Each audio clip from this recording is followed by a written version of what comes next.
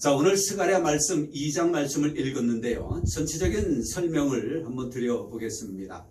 스가랴서 앞에는 학개가 있었습니다. 이 학개서와 스가랴서는 같은 비슷한 내용으로 담겨져 있습니다. 학개와 스가랴를 이제 동시대의 사람인데요. 이스라엘 백성들이 포로된 데서 예루살렘으로 귀환하고 나서 해야 할 일이 있었지요. 하나님 앞에 예배하는 것 중요하지만 하나님 앞에 예배하는데 어디서 할까? 예루살렘 성전을 건축하는, 재건하는 일이 그들에게는 급선무였습니다. 그래서 똑같은 상황에서 똑같은 예언을 하게 되어지는데요. 그것은 예루살렘 성전을 통하여 성전을 재건하고 그 성전 안에서 하나님을 바르게 섬기자라고 하는 것입니다. 얼마나 아름답습니까? 그런데 그 일은 차츰차츰 미뤄지는 일도 생겨나기도 합니다.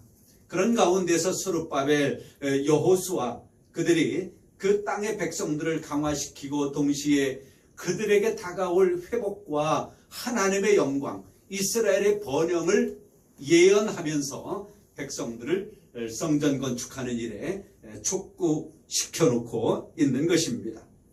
그래서 1장 말씀을 보면 중요한 말씀들이 1장 3절에 그런 말씀이 있습니다. 여호와 하나님께서는 너희는 내게로 돌아오라 라고 말씀을 해요.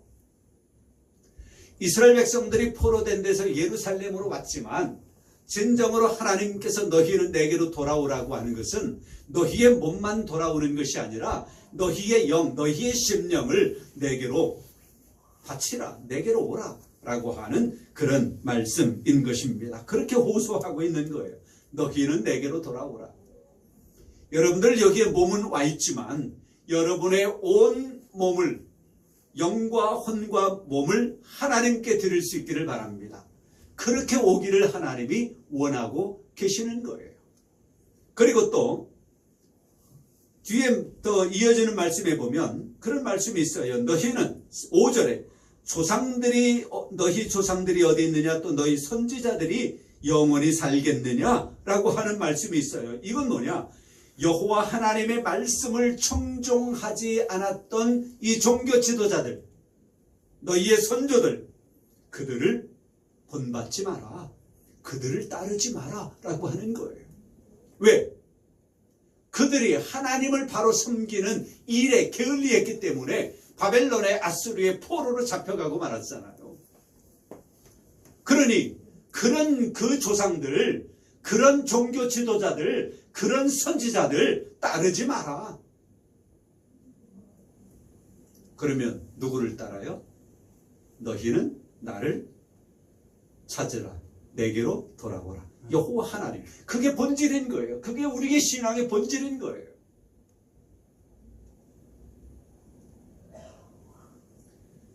이 신앙이 회복되어지지 아니하면 바벨론에 사나 아수르에 사나 예루살렘에 사나 뭐가 다를 바가 있겠습니까? 본질이 돌아서지 아니하면, 본질이 회복되어지지 아니하면 어쩌면 더 나쁜 사람일 수도 있어요. 가식적인 사람, 그렇지요? 이중 플레이하는 사람. 자, 이제 2장으로 돌아와 보겠습니다. 우리가 2장을 본문으로 했으니까요. 2장에 돌아와서 보니까 1절에 내가 스가랴가 또 눈을 들어본 즉 한 사람이 측량줄을 그의 손에 잡았기로. 측량줄, 옛날 성경은 청량이라 그랬어요. 척량. 아시지요? 이게 몇 평일까? 재잖아요. 요즘은 평 안 쓰고 제곱미터로 쓰긴 합니다만은 우리가 평수를 재기 위해서 줄자를 가지고 재는 거예요. 그게 뭐냐? 그게 측량줄이에요. 이 측량줄을 가진 사람이 예루살렘을 측량하기로 작정하게 되어지는데요. 그리고 측량을 하는데 왜 측량할까? 예루살렘을 건축하기 위해서는 측량을 해야 되잖아요. 그런데 단순히 건축물을 세우기 위하여 측량하는 것, 그것을 넘어서 왜 측량을 하느냐? 우리는 좀 더 깊이 생각을 해봐야 돼요. 하나님께서는 이 예루살렘을 하나님의 소유로 삼기를 원하시는 거예요. 그렇죠? 하나님의 소유로 삼기를 원하시는 거예요. 옛날에 포로로 잡혀가기 전에는 그 예루살렘이 하나님의 소유였어요. 그 안에서 하나님께 예배하고 하나님께 기도하고 하나님이 주시는 은혜와 복을 누리며 살아가는 하나님의 백성들이 그때는 하나님의 소유였어요. 지금 우리가 하나님의 소유 된 것처럼 하나님은 예루살렘을 70년 동안 압제자들에 의해 밟히게 만들어 놓으셨어요. 그리고 그 70년 동안 하나님은 얼마나 애끓는 심정으로, 예레미야, 그렇죠? 애끓는 심정으로 이 예루살렘을 회복하시기를, 이 예루살렘을 다시 하나님의 자신의 소유로 삼기를, 그리고 그곳에 있었던 하나님의 백성들을 자신의 소유로 삼기를 70년 동안 얼마나 애끓는 심정으로 고대하고 기다리셨을까. 그러다가 지금 오늘 말씀에 이르는 것입니다. 그래서 이 측량은 단순히 크기를, 평수를 알기 위한 것, 그것만이 아니라 그 예루살렘의 상태, 상황, 어떤 형편인가, 이것까지도 하나님은 다 알기를 원하시는 것입니다. 건물만 세워지는 것이 아니라요. 그래서 하나님이 계실 만한 소유가 되게 하시고 그 중심에서 하나님이 영광 받기를 원하시는 거예요. 그래서 이렇게 한번 생각해 보십시다. 예루살렘? 그러면 그 예루살렘이 내가 아닐까? 그렇게 생각해 보세요. 예루살렘이 여러분 자신이라고 한번 생각해 보세요. 세상에 빼앗겼던 우리의 영, 세상에 빼앗겼던 우리의 심령, 혹이라도 예수 그리스도를 믿기 전에 그 세상 속에, 암흑 속에 살아갔던 그런 모습들, 그런 상태에서 하나님은 나를 하나님의 소유로 삼기 위하여 그토록 기다리셨고, 몇 년 동안, 예루살렘은 70년.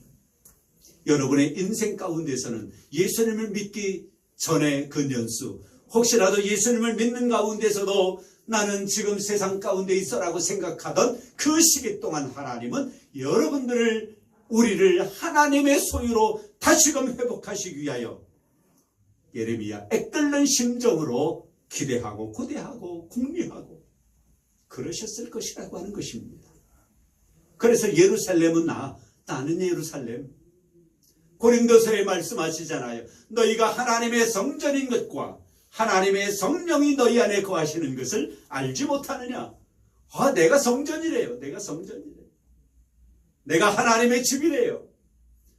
내 안에 하나님이 계시기를 원하신다라고 그리 말씀하고 있습니다. 그래서 하나님은 우리를 측량하는 것. 김봉기 어떤 사람일까? 겉모습만 측량한다 그러지 않았잖아요. 상태를, 상황, 형편을, 모든 것을 다, 영과 혼과 몸을, 그의 삶을 하나님이 다 측량하시는 거예요. 왜? 하나님이 영광을 받으셔야 되거든요. 내 안에서. 그렇죠? 나를 소유 삼으셔야 되겠거든요. 여러분 마트에 가서 물건 살 때 아무거나 막 주워 담아요? 안 그러잖아요. 제 아내하고 시장 가면요, 양파 당신이 집지 않고 접으라, 양파 한 자루 그래. 그러면 저는 양파 쌓여 있는 데서 가장 좋은 것을 골라야 돼요. 만약에 잘못 고르면 어떻게 돼요? 바꿔와야 돼요. 그렇죠? 상태를 봐야 돼요. 내가 먹는 거니까요. 가장 좋은 것으로. 하나님께서 우리를 하나님의 소유를 삼기를 원하시는데 대충 여러분들 그냥 소유 삼으실까? 아니에요. 상태를 다 확인하는 거예요. 조사하는 거예요. 잘못된 거 있으면 고치고, 모난 데 있으면 깎아내고, 더러운 데 있으면 씻어내고. 왜? 하나님의 소유가 되어야 되겠거든요. 하나님이 우리 안에서 영광을 받으셔야 되겠거든요. 그래서 하나님은 우리의 모든 사정을 다 알기를 원하시는 분이셔요. 물론 우리는 그렇게 말해요. 하나님은 전능하신 분이시여, 전지하신 분이시여, 우리의 모든 것을 머리털 끝까지 다 세시는 분이시여. 그렇습니다. 그래도 하나님은 우리를 측량하십니다.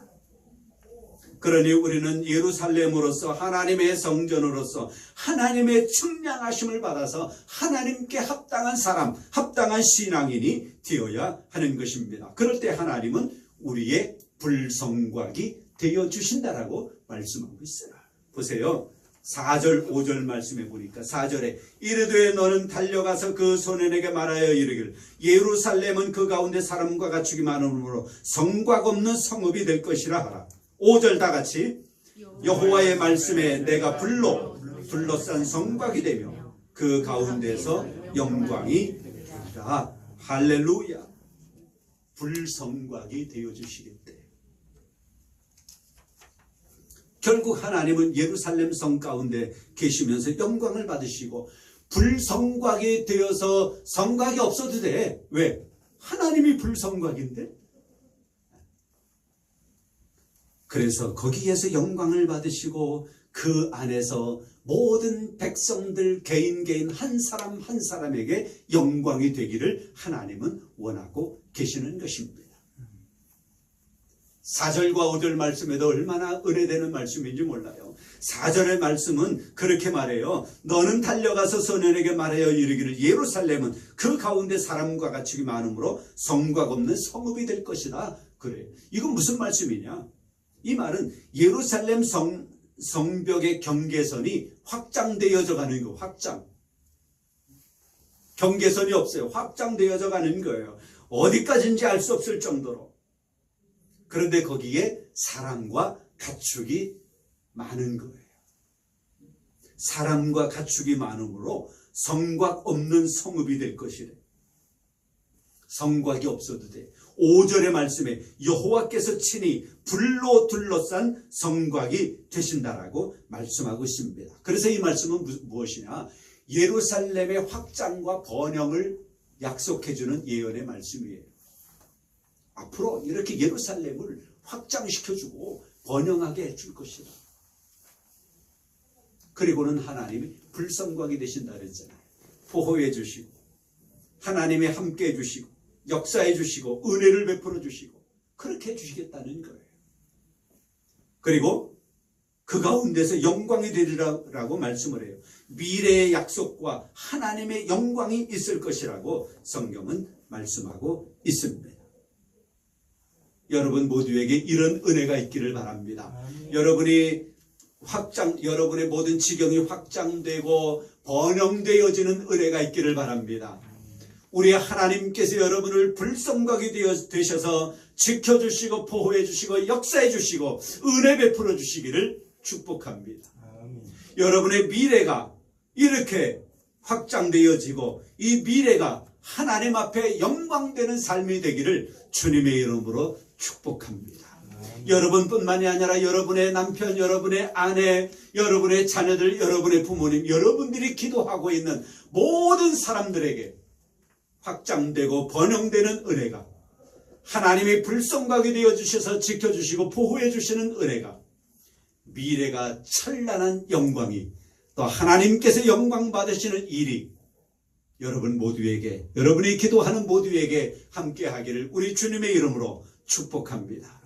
성부와 성자와 성령의 이름으로 여러분 모두를 축복합니다.